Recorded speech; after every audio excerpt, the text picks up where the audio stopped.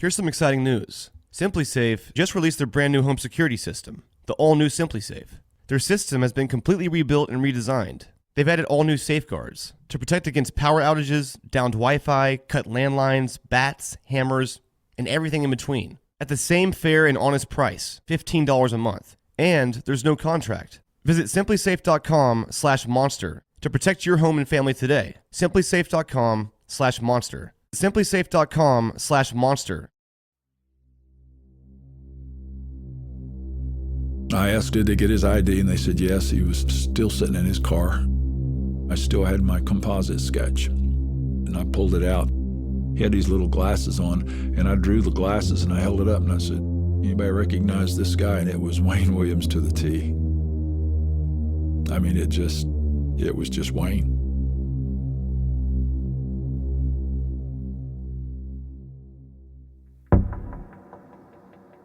Ironically, we caught Wayne Williams at 2:55 a.m. on the last day of the surveillance.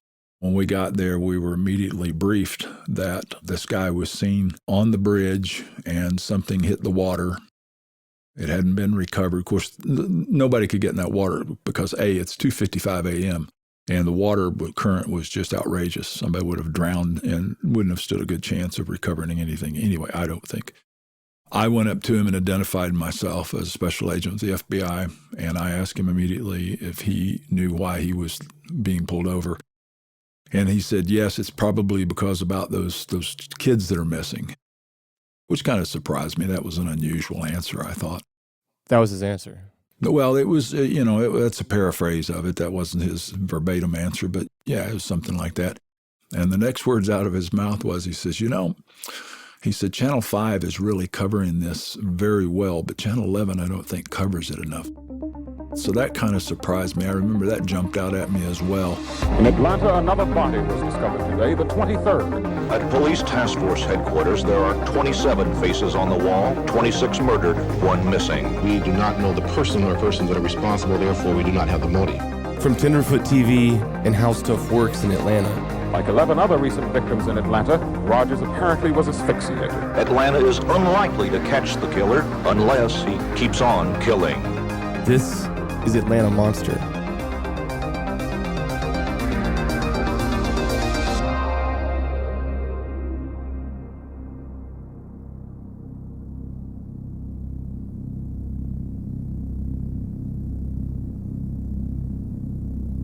I asked him if I could talk to him in my car. I told him we needed to get out of the traffic because the tractor trailers were rolling by and you couldn't hear.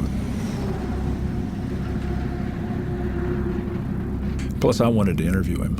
I wanted to get him in my car and interview him. He agreed. Real amenable, very friendly guy. I mean, Was he nervous? No. No, he wasn't nervous. What was your first impression of him? Well, I didn't have one, but other than me telling you what he just kind of surprised me with the media comment and acknowledging that it was about the kids. I really didn't have much of an impression. I was wanting to know more about what his story was, and eventually I got it. He gets in the car with me, and the first thing I asked him to do, and he surprised me again, I said, can we have consent to search your vehicle? He said, sure. So we had a consent form that I had him sign, and he signed it and let us search his vehicle. Now, as I had walked by his vehicle, I stuck my head in the window and looked around. There was a bag of clothes laying on the floor, and there was a pair of gloves laying on the seat. And what really struck me, though, is that there was a nylon cord, kind of like a ski rope. It was about 24 inches long, and it was knotted on each end. That rope really interested me. So I started interviewing him and asking him what he was out this late at night, because like I said, it was 2:55 a.m. when he got in my car. He said that he was a talent scout and that he had an 8 o'clock appointment, I think 8 a.m. the next morning, but he was out trying to find their address so that he would know where it is the next morning and not be late. That just didn't have an air of truthfulness to it. Nobody goes out at 2 o'clock or 3 o'clock in the morning to find an address to make sure they're not late at 8 o'clock. I found out he was an only child. He lived with his parents, his mom and dad. His dad was a freelance photographer, and his mother had been a retired teacher. They were quite elderly. He had come along pretty late in life. He was a pretty intelligent guy, too. He had a very high IQ. Word had it that he had built an AM/FM radio station in his backyard when he was about 14, and the FCC had made him tear it down. I asked the guys, I said, search of his car over, and they said yes, and I said, okay. So I said, if anybody got any reason for him to stay here any longer, and they said no. So we let him go. There was some things there that happened, that transpired, that shouldn't have happened. The FBI has always been and remains an institution that is very conscious of not falsely arresting people. They've made mistakes in the past. Everybody does. It's a judgment call, but we did not that night want to violate any of his civil liberties, his civil rights, and so we erred on the side of caution. It was my decision, and to let him go. What wasn't my decision is when I asked them, I said, where is these things you found in the car? And they went, we didn't keep any of it. And I went, what? You didn't what? I said, what about the gloves and the rope? Because I'm thinking that that's probably part of the crimes that had been committed since the people had been killed from ligature strangulation. But somewhere we dropped the ball. I was in charge, so I went ahead and took the hit for it. I said, well, that's just the decision you guys made, and I'll back you. I don't agree with it right now, but as far as official word goes, then we made that decision, and that's the way it goes. Did anyone ever see Wayne toss anything over the bridge? No, never did. But there wasn't another car on that bridge. He was the only car there. They saw the headlights approach, they heard the splash, and then they saw what, like I described earlier, as him appeared to just be starting out again at 2 or 3 miles an hour. Did you guys ask him that night if he tossed anything over the bridge? Yes. And I asked him, there'd been a splash, and I think I asked him if he tossed anything, and I don't remember if he said he was throwing trash out or something. I can't remember that part. I don't remember what his answer was, but he did say, I think he said he was throwing trash away or something, that he had some trash that he needed to get rid of, and he threw it in the river. That night, no one ever saw or found what caused the alleged splash that was heard in the water. We let him go, and at 6 a.m. we packed up, and I went ahead and went home, and home was down south of Atlanta. I lived in Morrill, Georgia. I drove up to East Tennessee because it was Memorial Day weekend. It was a long weekend to see my mother, and basically crashed. I was totally exhausted. I slept for, I think I got there, it's about a 3-hour drive, and I got there about noon on Friday, went to sleep, woke up at noon on Saturday, ate, went back to sleep. Though police had a strange encounter with the man on the bridge, they decided to let him go. They had no reason to hold him in custody. The bridge stakeout operation was now officially over, and Mike McComas went home to rest for the weekend. But meanwhile, investigators were still hard at work, suspicious of the man they stopped on the bridge, and by the time McComas woke up again, big things were happening. Sunday morning, I got a call from Bill McGrath. He was one of the administrative supervisors on the case, and Bill called me and he said, did you interview Wayne Williams? I said, yes. He said, well, do you have any notes? I said, oh, yeah, I got a lot of notes. Well, we just found a body about 500 meters downstream. You need to call in and do your report right now. And he said, and get yourself back to Atlanta. We think we got him. A few days later, a body washed up in the river, just a few miles downstream from the bridge. The body was found around 11 this morning in the Chattahoochee River, just south of the I-285 bridge, where the river forms the border between Cobb and Fulton counties. The body was nude, and medical examiners estimated it had been in the water a couple of days. It was found by a fisherman. The body was on the Fulton County side of the river, but it was difficult for police to get to that part of the river. Boats were launched from the Cobb County side. Members of the Special Task Force poured in. About 2 hours later, the body was brought out. A medical examiner said it was a young black man in his early 20s. The body was of 27-year-old Nathaniel Cater. The FBI now had their first real suspect, the man they had stopped on the bridge. That man was Wayne Williams. The man who has been questioned was stopped late at night on May 21st after arousing the curiosity of police on a river stakeout. The investigators heard a splash in the water underneath the Jackson Parkway Bridge. No arrest was made then, and no one inspected 2 bags of clothes, the pair of men's shoes, or the gloves seen inside the station wagon.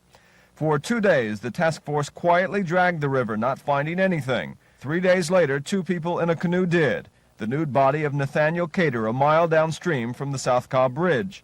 Within a matter of minutes, news stations swarmed the river where Nathaniel Cater's body was found. And it wasn't long after that the media discovered the name Wayne Williams. Though no arrest had been made, news stations released his name anyways. To anyone who's been anywhere even close to the non-suspect's home, it's obvious he doesn't have any privacy anymore. In spite of his pleas to remain anonymous, and in spite of the police begging the media to use restraint, most have released his name anyway. Reporters and camera crews from all around the nation lined up outside the home of Wayne Williams, anxiously awaiting for something to happen. A horde of police, news reporters, and photographers smothered this quiet neighborhood. The media didn't want to miss any arrest that so far hasn't happened. And with this man now under the national spotlight, the FBI's investigation was sent into overdrive. 2 FBI agents and 2 detectives with the Atlanta Police Department sat perched on their cars, guns visible, never taking their eyes off the modest home in northwest Atlanta. The mother, father, and son inside became a family under siege in their own home. At around 10 this morning, the man's father came out of the house, pushed the cameras away with his commanding presence, and silently walked toward the police. Without saying a word, he signaled them to follow him into the house. Have they asked you to leave? Do they have anything, a confession? The nation was glued to their TVs as reporters scrambled to find more information on the man in question for the murder of Atlanta's children. Everyone wanted to know, who was Wayne Williams? Wayne Williams is an Atlantan born and bred, 23 years old, a product of the city's public school system. He went to Anderson Park Elementary School and graduated from Frederick Douglass High School on Hightower Road, Northwest. People who know Williams say he is a highly intelligent young man, a good student when he was in school. That opinion is echoed by Williams' 7th grade teacher, Archie Wilson, who Williams continues to list as a personal reference on his resume. Those who knew Wayne Williams were completely shocked. As a student, he was extremely bright, very intelligent young man, quiet, very respectful, honest student, very dependable, just an ideal student. Williams' resume lists a number of clubs and organizations he says he belonged to in high school: National Honor Society, ROTC Rifle Team. But his high school class yearbook does not show him in any of the organization pictures. Williams' acquaintances say he is one who tends to exaggerate his accomplishments and his contacts. His resume's list of professional references includes many familiar names in the local media. Most of those references say they knew Williams only briefly and not very well. But it is clear Wayne Williams is a bright and ambitious person. He started a radio station in his parents' home when he was only 12. In his teens, he spent time hanging around many of the city's radio stations, doing odd jobs, mostly as an unpaid volunteer, and talking to the people he met about broadcasting. He was a bit old for his age, so to speak. I'm saying that to talk to a kid that age about something that you're doing as an adult and he's talking on your level, it's really amazing. And as I said before, he was a likable type of individual, maybe because of the knowledge of the industry as far as I'm concerned. Several years ago, he was arrested for impersonating a police officer and for using police emergency lights on his car. The charges were reduced and handled in traffic court. In 1977, Williams began offering his photographic services to the Atlanta TV stations. Williams would drive the city streets through the night, listening to police monitors in his car, racing to the scene of accidents, fires, and homicides, then peddling film of what had happened to the news departments. But the freelance photography business was never very successful, and most recently, Williams says he has acted as a talent scout, helping young people get ahead in the entertainment industry. Williams has always lived with his parents in this house on Penelope Road Northwest. the quiet neighborhood that has suddenly become a constant subject of interest for the police and news media. Neighbors say they never knew the family very well, the typical wave as you go by type of thing. He's been such a good boy, as far as I know. I haven't seen nothing that make me suspicious of him. If he has really surprised me, really shocks me. Why would you think it would be a shock to you? So close, and I got sons, and my sons, one of them used to go over there and work with him in his radio station. Bright, intelligent, not terribly close to a lot of people. A news and police groupie of sorts. That is how Wayne Williams is described by those who know him. And as his neighbors said, there is shock that this quiet and promising kid is now a major suspect in the Atlanta child murders. He was described repeatedly as someone who was intelligent and docile, the last person you would suspect in a murder. But the FBI was convinced otherwise. They continued their investigation and searched Wayne Williams' house. On Wednesday night, June 3rd, Action News learned that FBI agents and a representative of the Special Task Force had executed a search warrant and had collected potential evidence from Williams' home and car. They found an 8x10 sheet of paper that basically was a flyer that said if you're between the ages of 6 and 10 and you think you can sing or dance, I'm a talent scout. Wayne Williams called himself a talent scout, and he had passed out flyers throughout the city in search of young kids to form a music group. I recently found a copy of that flyer, the same one the FBI had found in his home. The flyer reads, in bold letters, "Can you sing or play an instrument? If you are between 11 and 21, male or female, and would like to become a professional entertainer, all interviews private and free. No experience necessary." The FBI found this very interesting. The flyer suggests that Wayne was put in contact with young kids, probably more than one. So he put himself out there as a talent scout, and that's how we surmised that he was getting the kids into the car. Because when you're having that many kids and getting that much worldwide publicity, you would think somebody would have enough brains to not get in the car with somebody. But he was pretty good at what he did. It could be a huge coincidence, a line of work with the best intentions, or it was the perfect way to get children alone. Investigators were now more certain than ever that they'd found their man. And it was time they spoke to Wayne Williams again, so they brought him in for questioning.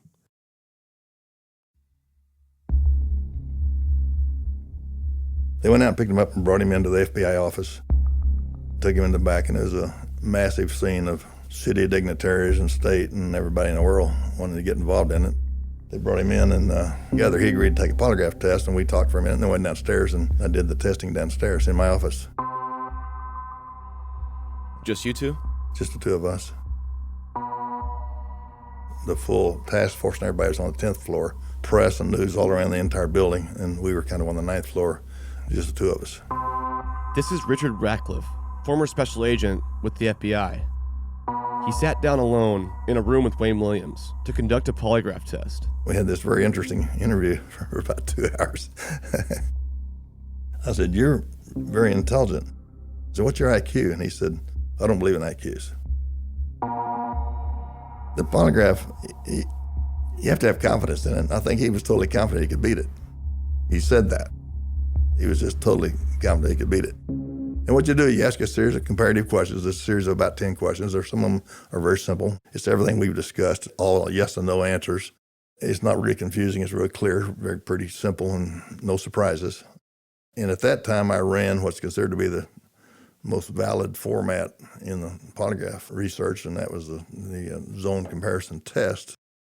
I'll form a set of questions, about 10 questions. I'll go through that and record the physiology. And then I'll ask if there's any problem with anything you need to explain or correct or no.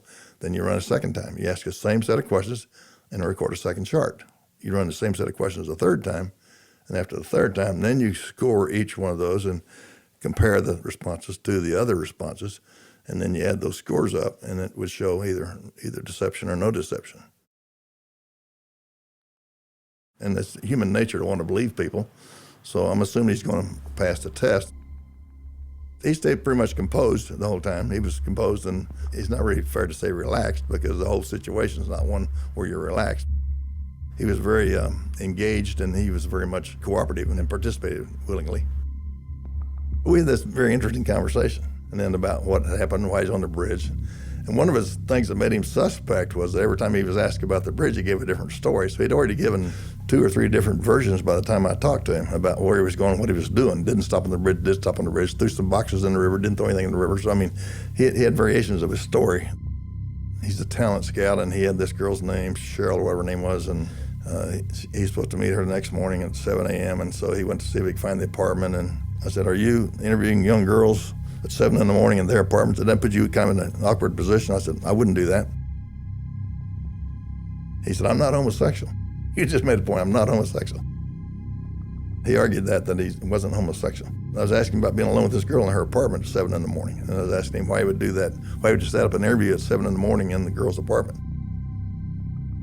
But that would make him heterosexual. Make him heterosexual, right, yeah, and that's what I was asking.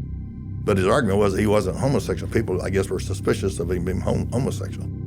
I said, well, I'm not accusing you of being homosexual, but we had that discussion, so I said, what, do you have a girlfriend? I said, he said, not right now. So I said, well, have you ever had a girlfriend? And he couldn't name one.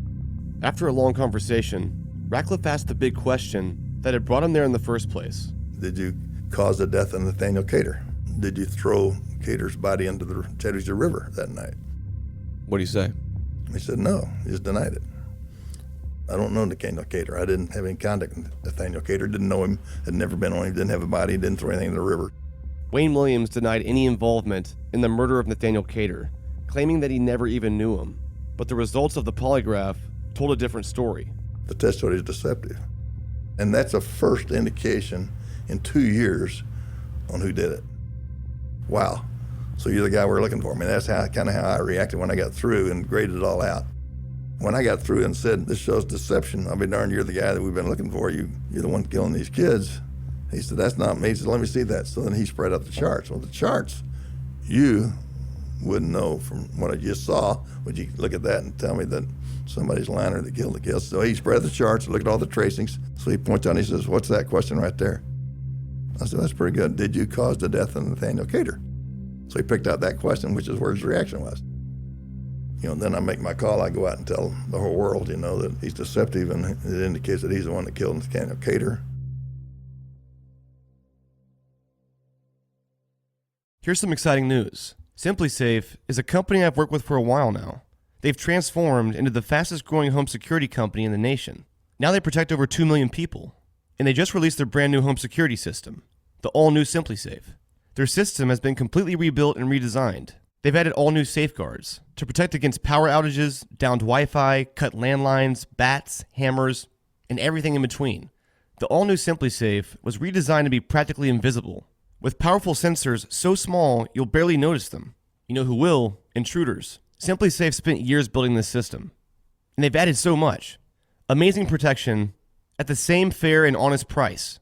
24/7 protection for only $15 a month. And there's no contract. It's smaller, faster, and stronger than anything they've ever built. But supply is very limited. Visit simplysafe.com/monster to order now. That's simplysafe.com/monster to protect your home and family today. simplysafe.com/monster. Though Wayne appeared to show deception in his polygraph test, investigators let him go, and no arrest was made. After 12 hours of interrogation, Public Safety Commissioner Lee Brown told waiting reporters that the man had been released and no arrest made. In terms of our efforts tonight, we have not ended up with the information that would result in an arrest. A late-night press conference was held outside the building, fielding questions from reporters. That is correct. But as it turned out, this was a distraction. What the reporters on hand did not know was that Brown was creating a diversion for the man and his father to leave the building. Soon after, the media rushed to Wayne Williams' home in hopes of a statement from the man. And what happened next shocked everyone. Wayne invited all the reporters into his living room and held his own press conference for the nation to see. At 7 a.m., 3.5 hours after returning home, the young man conducted a news conference, setting the condition that he would not be shown and that his name not be used. You will hear him, but you will see reporters and photographers. He contended that he was being harassed prior to his detainment, intimidated during his custody, and pressured to confess to crimes he says he did not commit. They openly said, you killed Nathaniel Cater, and you know it, and you're lying to us. They said that. And they said it on a number of occasions. They said it on that night One of the task force captains on the scene pointed his finger at me and said it, and said he was tired of all the BS about working the long hours, working the stakeouts, and that he was ready to pull the thing to an end. They put a tail on me starting last week. I made them probably in the first hour or two. And in the process of tailing me, a couple of the guys apparently weren't very good drivers, and I caused them to have a minor accident. And I think they were just pissed. After claiming his innocence and expressing frustration with law enforcement, he began to elaborate on his role as a talent scout, detailing his involvement in music groups. It's our job to take some entertainers, say basically from the street, polishing them up, get them professional, and try and shop a record deal for them. And we had a young group that we've been putting together since 1977, a group called Gemini. And what we're trying to do is just capture the marketplace basically that Jackson 5 had. He mentioned recruiting kids to form music groups, naming one in particular that he was currently working on, that he called Gemini. Williams himself did not exactly go into hiding. He did on several occasions call local reporters. He led police surveillance on some wild goose chases, passing by Commissioner Brown's and Mayor Jackson's houses. Was this the man who was killing Atlanta's children? Or just a local talent scout who was simply at the wrong place at the wrong time? The FBI had gone through countless leads over the past 2 years, but in their eyes, the one that made the most sense was Wayne Williams. When you work a case that long with that many people, there's going to be a lot of theories, a lot of names, a lot of people that you have to check and wash out. I mean, it's quite an ordeal. So there were a lot of theories out there, but none of them had the substance of Wayne Williams. What they had on Williams was almost entirely circumstantial. I'm not sure that we had a gigantic case when it comes to physical evidence, but we had an overwhelming wave of circumstantial evidence. Except for one key piece of physical evidence. They do have numerous fibers from the man's house that match those found on several victims. The fibers. The fibers are of different colors and texture. Some think that's good enough. Others, including prosecutors, disagree. But even the fibers they found weren't convincing enough for the district attorney to press charges. Public Safety Commissioner Brown, FBI head John Glover, and Task Force head Morris Redding met with District Attorney Louis Slayton for an hour this morning. Slayton's office took out the search warrants to search the house of the man police questioned, and Slayton decided last night there was not enough evidence to charge the man. So he didn't press charges. No charges filed. You might have missed that fact if you read the New York Post. Its headline this morning was sensational. But the New York Post had already run their morning paper with a very conflicting headline that read, "Atlanta Monster Seized." But investigators here are worried about sensationalism only to the extent it affects their investigation. He was a freelance photographer for WSB-TV, so that was the shocker for our newsroom. As the media dove deeper into Wayne Williams' background, his story became even more interesting. In addition to being a talent scout, he had also worked as a freelance photographer for the local news station in Atlanta, WSB-TV. Monica Pearson, who worked at WSB-TV and was also anchor at that time, recalls this very well. I was just an anchor, but I can tell you from our viewpoint, it was what? You know, this is somebody we all worked with who was a photographer, but a freelance photographer, not on staff. And I did not know him, but because he worked mainly on weekends, but other people did. And it was kind of a matter of, not Wayne, he is so mild-mannered and, you know, what do you mean? He couldn't hurt a fly. But then there were others who said, well, maybe. In the weeks following the bridge incident, America was gripped by the ups and downs of the FBI's investigation into Wayne Williams. But on June 21st, 1981, everything would change. Suddenly, late in the afternoon, authorities arrested Williams. As you know, we meet on this on a day-to-day basis. As a result of the meetings we've had today, the decision was made to issue the arrest warrant, which was done, and he was taken into custody as a result of that. Williams was taken to the Fulton County Jail. He was booked on a charge of murder, the murder of 28-year-old Nathaniel Cater. Despite his initial hesitation, the district attorney suddenly changed his mind, and Wayne Williams was charged with the murder of Nathaniel Cater.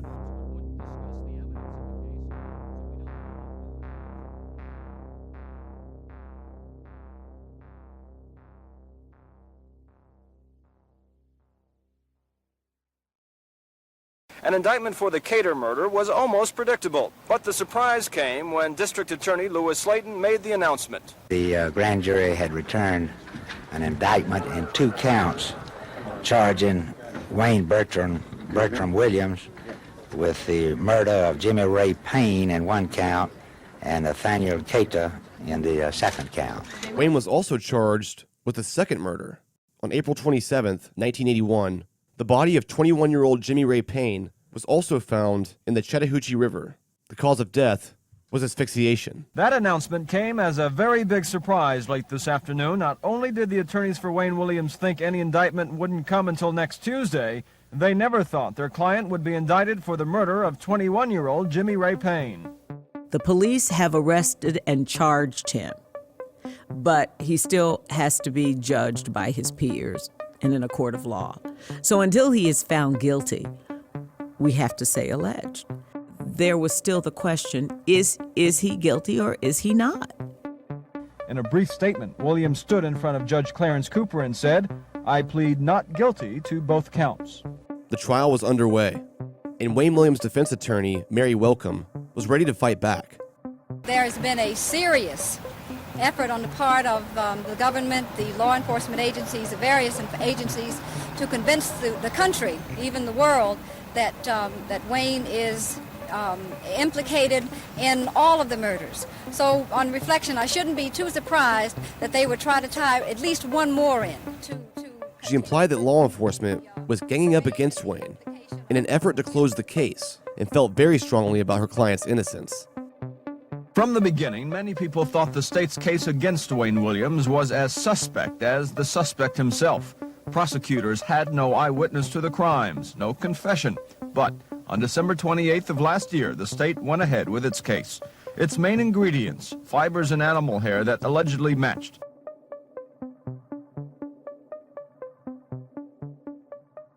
Larry Peterson of the Georgia State Crime Lab began analyzing fibers found on the bodies of victims. The fibers collected were dog hairs and green, violet, yellow, and red material fibers. In particular, some of the green fibers reportedly came from unique carpeting that was found inside Wayne Williams' family home. We came up with 3 types of fiber. Some of it was microscopically found. The green fiber I have personal knowledge of because my partner and I tracked that down. They used to have an old green carpet. It was a shag carpet. Did you guys ever see any of that old shag? Yeah, it's quite old, very dated, and it was a green color. And when Harold Dedman told us when he finished with his, he took a microscopic fiber and found out that this was manufactured in South Carolina, and it was transported by West Point Pepperell to Dalton, Georgia. At Dalton, there was like 200,000 square yards of it, and it went to 10 or 12 different distributors in Atlanta. And then we came down from Dalton, and we contacted those 10 or 12, and we found the paperwork where Wayne Williams's parents had purchased that carpet like 15 years before. So we traced a microscopic fiber from its very beginning all the way to Wayne's house, and it was the same fiber that we were pulling off of the bodies. Now that, my friend, is a piece of investigation, okay? The second major part of the prosecution's case was the bridge incident, but the prosecution had no eyewitnesses. The bridge incident was the closest investigators could put their suspect to a dead body, a legal necessity called corpus delicti. Although prosecutors had most of the pieces that night in May, a splash, an alleged slow-moving car, a body downstream just 2 days later, it still lacked the essential part of the puzzle. Someone actually seen Williams' car stopped on the bridge, or better yet, the suspect throwing a body from the structure. No one who actually saw what allegedly happened on the bridge that night. The defense argued in the courtroom that Wayne Williams was 5'7" and Nathaniel Cater was 6'1", claiming that it was impossible for a man of Wayne's size to pick up his body and throw it over a bridge. I asked Mike McComas about this. Wayne wasn't a great big guy, but he was round, and he was pudgy. I don't know if you ever had a real rush of adrenaline.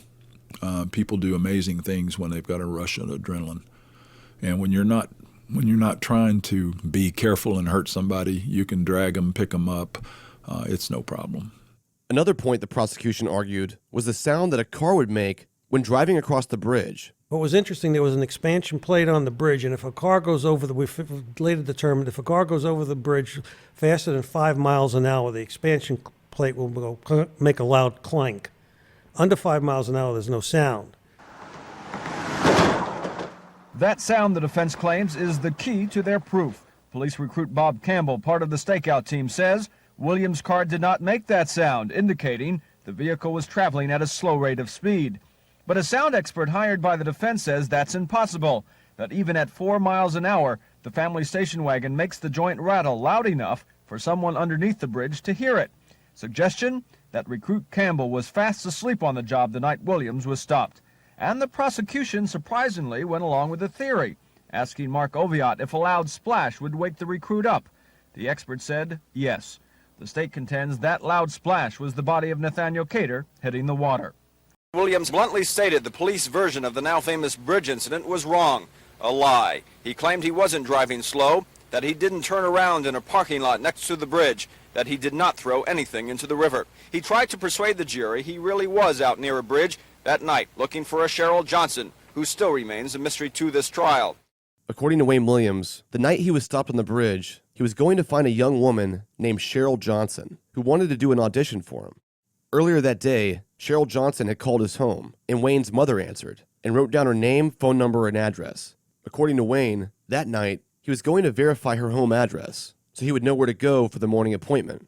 But the major problem was, investigators never found a Cheryl Johnson. When they went to the address on the piece of paper, there was no Cheryl Johnson who lived there, and the phone number didn't work.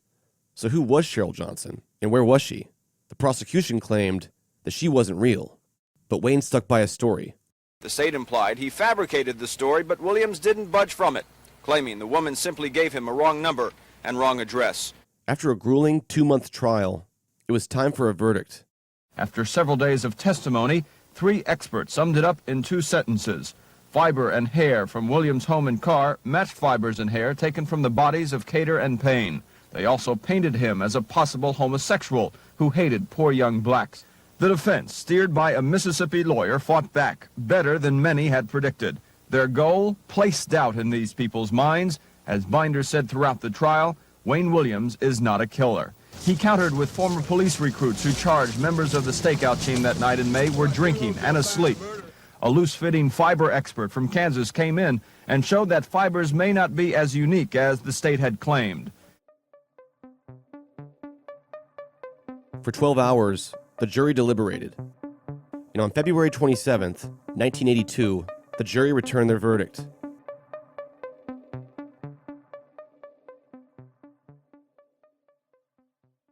Guilty.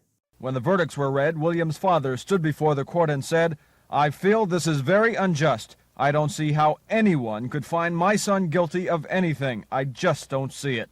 Williams' mother called the judge an Uncle Tom. The 23-year-old freelance photographer, this morning only a suspect, was optimistic. Tonight, as he left the courthouse, his mood had changed. He is now painted as the mass murderer. Wayne Williams was found guilty for the murder of Nathaniel Cater and Jimmy Ray Payne. But in addition, the FBI essentially closed all other cases of Atlanta's murdered children, attributing them to Wayne Williams. The question of race popped up a lot tonight. Mrs. Williams' remarks about Uncle Tom. Binder even said a white man would have been treated differently.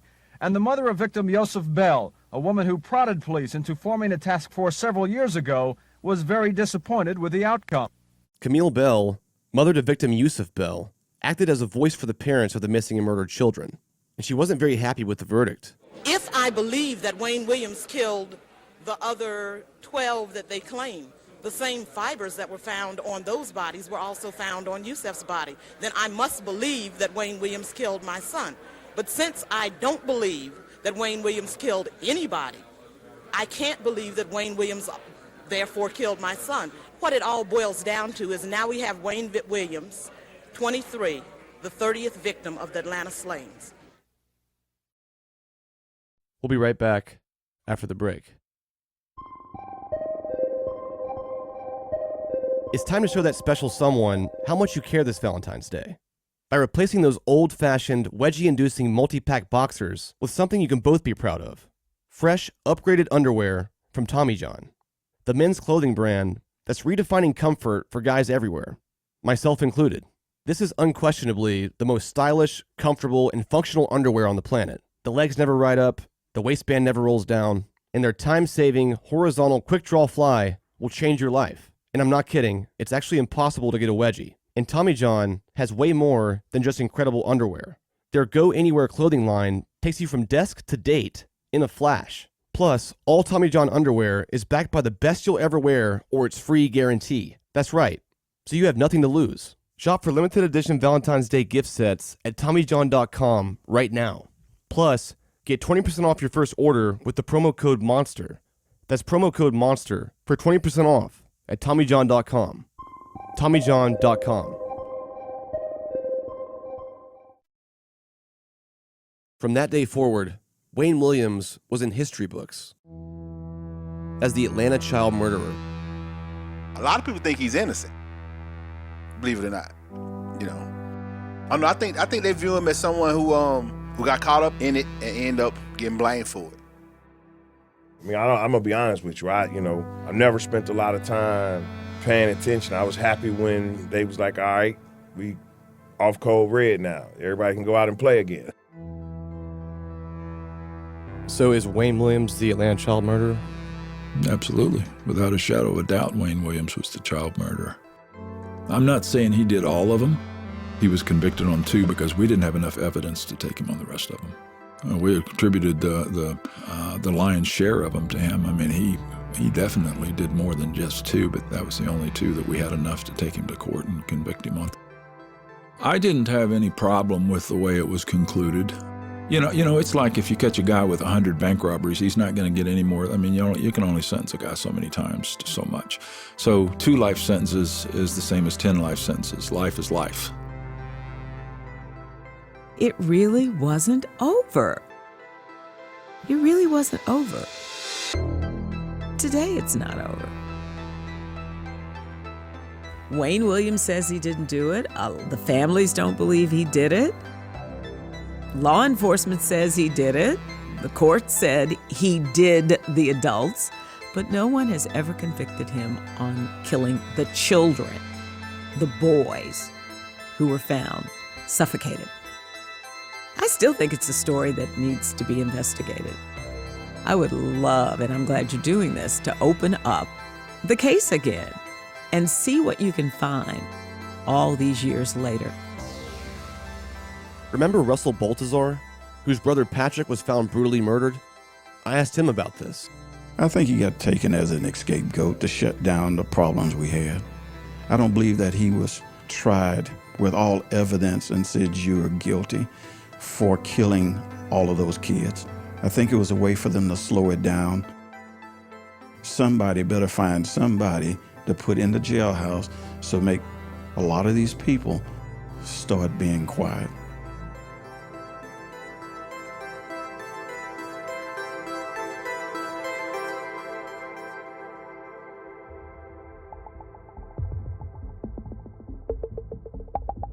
We, the jury, find the defendant Wayne Bertram Williams guilty on count number 1. The arrest of Wayne Williams appeared to solve one of the biggest multiple murder mysteries in American history. The closing of the cases effectively branded Wayne Williams the Atlanta child murderer. On nearly every list of American serial killers, you'll find the name Wayne Williams. Wayne Williams remains in jail and may well be there for the rest of his life. In 1985, they made a movie about it, starring Morgan Freeman. Was this the man who choked the life out of, shot, bludgeoned, and drowned 28 human beings?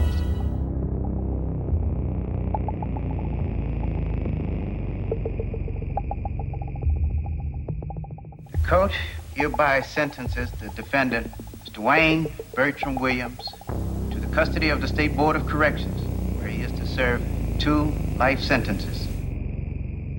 And over the next 3 decades, it continued to make its way into pop culture, especially in the hip-hop community, being so closely linked to Atlanta.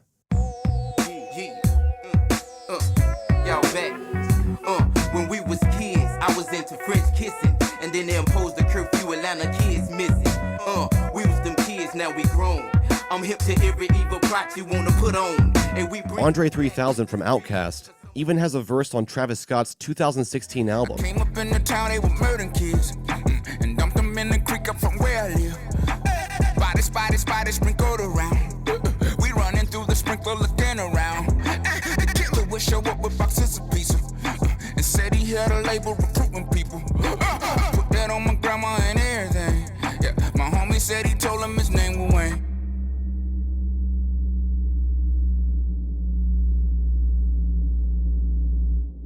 But a lot of people think he didn't do it. Russell Baltazar doesn't. And he has his own story to back that up. Russell heard about a strange incident involving his brother Patrick, and it made him doubt that Wayne Williams was the killer.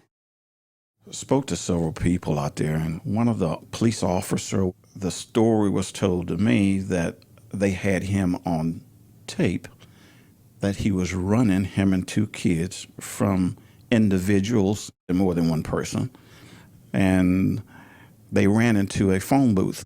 He picks up the phone and dial, I guess, 911 or call the police department, and they supposedly had it on recording that he said that someone was chasing him. Did he describe the person? He said it was two white people that was chasing him. And that's all I've ever heard about that story. I did try to call the police department and talk to someone about that tape, and all of a sudden, no one knew what I was talking about. So pretty much just left that alone up until now. You mentioning it to me, I'm telling you the story about it. I think most of us, like myself, if I knew in my heart that they proved that he killed those kids, then that would be a lot of relief for us. But I don't think they did. I realized that Russell Baltazar was probably not the only person related to a victim that doesn't believe it was Wayne Williams. I started scouring the internet for other stories like this, and one day I found a YouTube video from 2015 under the username InJustUs. It's a video of a guy named Emmanuel, brother of Clifford Jones, one of the victims. Okay, and your brother's name was? Clifford Jones. Basically, it was one early morning, August the 20th, 1980. My brother and I basically walked up to a grocery store for my grandmother. People had kidnapped my brother, a man named Jamie Brooks, Horace Hopgood, Freddie Cosby. These guys held my brother captive in a laundromat right on the corner of Hollywood Road. They raped him and beat him all day long. One of the people stood in the doorway watching my brother get raped, crying, screaming, saying he wanted to go home and saying that he was going to tell his grandmother, and said that the dude, Jamie Brooks, put a rope around his neck and pulled on the rope. And basically the man told the police this, and the police had all this information, and they still blame someone else for Clifford murder, and knowing Wayne Williams didn't kill Clifford. So who made this? Who was InJustUs? Who was the man behind the camera? Whoever it was, they had been doing their own research on this case, decades later. Someone I definitely wanted to talk to. After a little digging, I found him. The man who made the video was a guy named Dwayne Hendricks. I tracked him down and I gave him a call. And within the first 30 seconds, it was already getting interesting. With this shit, you know, it's gonna be how deep do you want to go? To get to the bottom of this would literally change American history. I mean, it would do so many things. When you just get into this and you get into like all the layers of it, the corruption you deal with, the cover-up, the actual murders themselves, who was responsible for a lot of this. There are people in high places that want this shit to come out. And then there are some people that want it to come out, but they're afraid of how it's going to come out. And then there's some people that don't want it to come out at all because there's going to be some motherfuckers that's going to have to lay on the sword. It depends on how deep you want to go, because this rabbit hole is very, very, very deep. Dwayne Hendricks told me that he wanted to meet in person, but he lived in Texas, and I was in Atlanta. So the next weekend, I hopped on a flight. Just about ready to depart. We should be away on schedule in the next couple of minutes or so. I wanted to hear his whole story. He was so invested, so personally involved. It popped up in the news. I just knew it wasn't right. And I remember saying out loud, they lying on that man. When I grow up, I'm gonna help him get out of jail. Those are my exact words. And my grandmama goes, if you don't sit your little narrow ass down, them racist ass white boys will kill you. And I told her, I said, well, they have to kill me then, because that man didn't do it. That's one of the memories from my childhood that was just always etched in my psyche. This case, it was just something so wrong. It resonated in my soul that there's something wrong about this. Dwayne remembers seeing the arrest of Wayne Williams in the news as a child, and it was something that stuck with him. We were real close. She had me when she was getting ready to go for her freshman year in college. We basically grew up together. We had this bond, and it was almost like if anything was ever wrong with my mom, she didn't even have to say something. I could just look at her and I knew. And she's a tough woman. So to see her crying uncontrollably to the point to where, you know, it's like snot all over the place, it was real tough. My mom was crying like every day, nonstop, for like 4 days in a row. And she basically didn't want to tell us. And my pop, you know, he pulled me to the side and he sat me down and he said, you know, son, this was about to happen. I'm going to have to turn myself in. Dwayne told me that he was all too familiar with injustice from a very young age. He talked about his stepdad's wrongful conviction, which happened during a pivotal point in his childhood. It was very difficult because those years of your life, you're basically becoming a young man. I ended up becoming like so many things in life based on the example that he set. This was my first respectable man that I was around all the time and I could ask for advice and talk to, and he would teach me stuff like, son, this is what a man does, that type of thing, you know? Yeah. It was tough, man. It was real tough because you go from just trying to figure out your body and the changes you're going through as a young man and everything else, and you have all that wound up in your head, and now you got to figure out how you're going to lie to your homeboys about where's your step pops. It really, psychologically, it does something to you. It makes you very angry.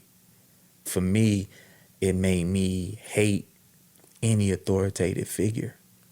At that particular time in my life, I didn't realize it, but I would just disrespect teachers in class. You know, I would go in class and I would just go to sleep in class, you know, because I just really psychologically didn't understand what I was going through. But it made me very rebellious. All of this together inspired Dwayne to research Wayne Williams' story. I asked him about the YouTube video of one of the victims' brothers, Clifford Jones. When we initially spoke with one another, I cried. In the meeting that we were having, I had to walk out of the meeting a couple of times. His brother was inside being beaten and raped all day before they actually killed him and disposed of his body. He said he knew that Wayne Williams didn't kill his brother. He knew that. It made me even more want to try to do everything in my power. After talking to Clifford's brother, Dwayne reached out to more families and was slowly piecing together a documentary with one goal in mind. The actual goal was to make sure that we put together a piece that was going to actually highlight everything that needed to be highlighted to give the public the facts that they would need to know to make an informed decision as to whether or not they believe Wayne Williams is the Atlanta child murderer or not. That was the whole goal. Whether or not Wayne was a murderer at all. He was never formally charged or indicted for killing any children. So again, that's another big misconception, right, that comes with the case is that, you know, he's been dubbed the Atlanta child murderer. Dwayne had one main point that I really couldn't argue with. He was only charged with the murder of Nathaniel Cater and Jimmy Ray Payne. These are anomalies because these was two adults. This thing is like something that has always been talked about, and it won't go away until something is done about it. It will always be the elephant in the room in the city of Atlanta. A few months into making his documentary, he got a random phone call late one night in the studio. I'm in a recording studio and I'm recording a song and my phone rings.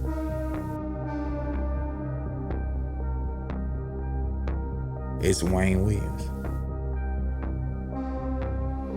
And everybody in the studio is like, everyone was stuck. From that point forward, what transpired? What did Wayne say? What was developing after that? Welcome to the real world, Neo.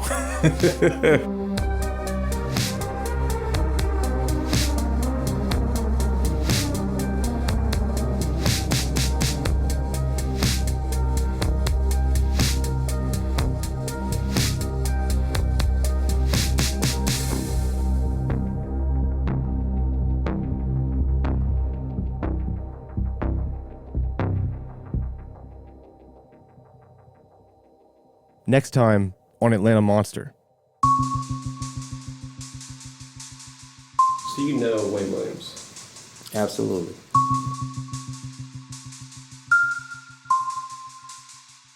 Describe Wayne to me. What's he like? Brilliant asshole.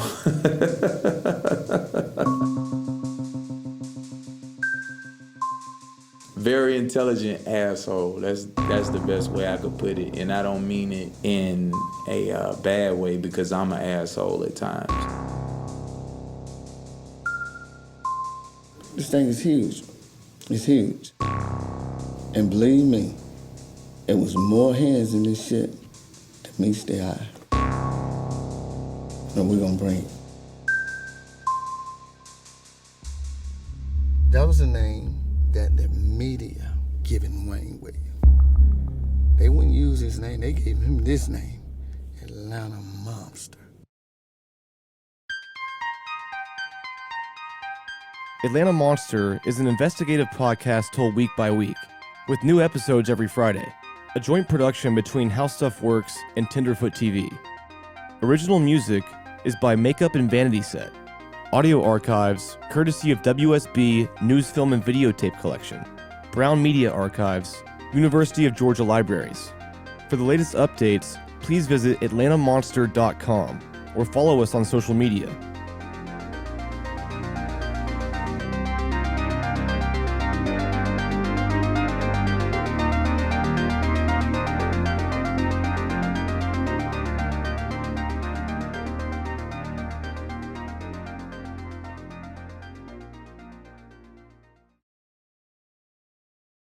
Do you keep your hands on this the whole time? You stay like that. And where are you at? Are you behind me? I'm right here. I'm not going anywhere. You know what that does? No. It picks up muscle movements. We didn't have that back then. Oh. So now you want to squeeze your tail or put a tack in your shoe. Oh, wow. It's pretty stiff. It's actually not that bad. No. What's up, everybody? I'm Jackie's Neal. I'm Carl Tart. And I'm Edgar Mopazier. And we are the host of a brand new podcast on How Stuff Works called The Culture Kings. Culture Kings is a show about the culture, for the culture, and by the culture. Carl, what's the culture? The culture is very explicit language. So please, if you got young ears, if you got fresh ears, don't listen to this show. But if you want to learn some stuff, do listen to it. Edgar, where can they find us? You can find us on Apple Podcasts or anywhere where you get your podcast. Bye.